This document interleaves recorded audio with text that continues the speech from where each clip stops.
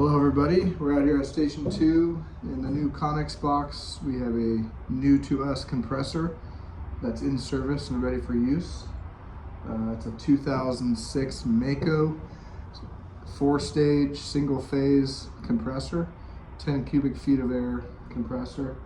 We have 4 H-tank storages and it's a 2-bank system. We can fill 2 bottles at a time and cascade off of 2 of the cylinders. Just going to give you a little bit of an in-service, little operation on how to utilize this compressor, and then show you a couple maintenance items. Again, this compressor is going to live at Station 2.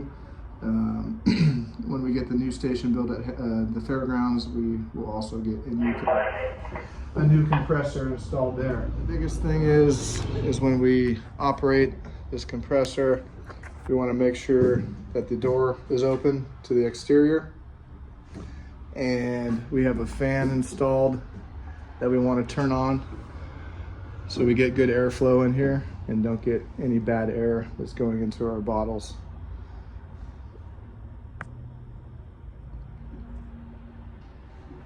So we'll take a look here at the compressor. Again, it's a 4-stage compressor. It's pretty simple, user-friendly. To turn it on, to the compressor on to fill the cylinders, you're just going to hit the power button and it's going to power up automatically. If for some reason it's out of calibration, it's not going to want to start, and you'll follow the instructions here on the display. I think if you hit select, it'll bypass that alarm, but if it does need to be calibrated, let me know and I'll get that taken care of. There's a CO monitor on the front here that's going to make sure there's no CO in here, and then there's a moisture sensor here. So if you notice any issues with that, let me know. For the calibration stuff, we just need to make sure this arrow is facing up during operation. This gauge is set at 5 psi and this gauge is set at 2 psi. It shouldn't change, just make sure that it's operating accordingly. Once it's running, it's going to go through the 4 stages. It's going to come over here to our fill station, and whatever bank you want to fill, make sure it's open. You can fill both at the same time, or if one's full and one's empty, you can make sure this one's closed and this one's open, and it'll fill bank 1. If you do open both valves, it's going to equalize the tanks. Once it's full, you can either fill bottles while it's running, or you could power it down and come over here. It's the same setup as our old compressor. We have quick connects down here. You're going to want to put your bottle on there, click in your quick connect, open your bottle, and open the fill valve down here. If you have 2 bottles, then you're going to do the same thing over here. If not, if you're only filling 1, you want to make sure this valve is shut. The door is a little bit cumbersome to close, but basically you're going to close it.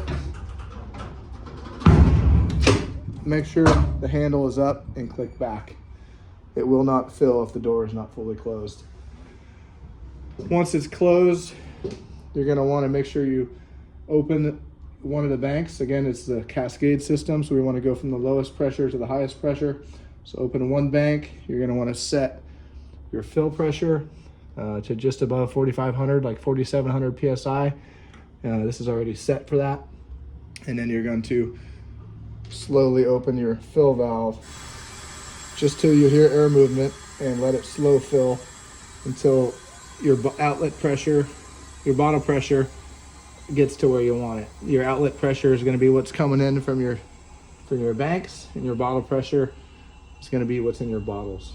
You can disregard the bypass, that should be closed. The auxiliary outlet and auxiliary fill will be set up to fill the truck's tank, H-tank on the truck at a later date. But just a reminder that if you're filling off the auxiliary fill, it's not regulated, so you need to monitor the pressure coming out of there as these bottles go up to 6,000 psi. Once your bottle is full, you're going to close the fill valve, open the door, turn off the fill, turn off the bottle, release the air, disconnect your quick connect, and your bottle can be removed.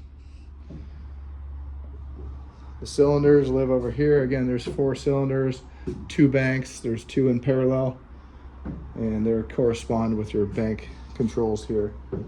Maintenance wise, besides the calibration and the moisture sensors, if you open this door here, you can get in here to the actual compressor. We just want to monitor the oil level of the compressor itself, and that's something I will take care of, but just keep an eye on that. If it gets low, let me know.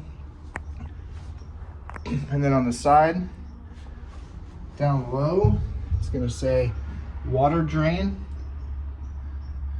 and underneath the unit there's a 1/4 turn valve